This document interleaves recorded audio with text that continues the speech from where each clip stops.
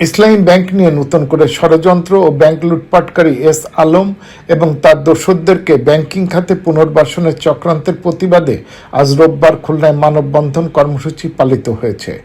ডাকবাংলা মোড়ে ইসলামী ব্যাংক খুলনা শাখার সামনে ইসলামী ব্যাংক গ্রাহক সমন্বয় পরিষদ খুলনার উদ্যোগে এই কর্মসূচি পালিত হয়।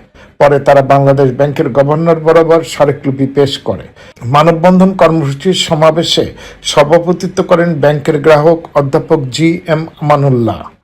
মানববন্ধন কর্মসূচি থেকে ব্যাংকের গ্রাহক ও আমানতকারীদের স্বার্থে ব্যাংক লুটেরাদের পুনর্বাসন, প্রতিরোধ, পাচারকৃত ও আত্মসাৎকৃত অর্থ পুনরুদ্ধার, দ্রুত বিচার কাজ নিশ্চিত ও দৃষ্টান্তমূলক শাস্তি, ন্যায্য ও বৈধ মালিকদের পুনঃপ্রতিষ্ঠা সহ 7 দফা সুপারিশ বাস্তবায়নের দাবি জানানো হয়।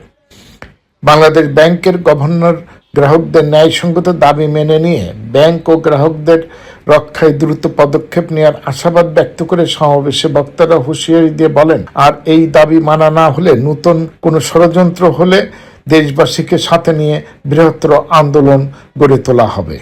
S M Habib, ATN Bangla, Khulna.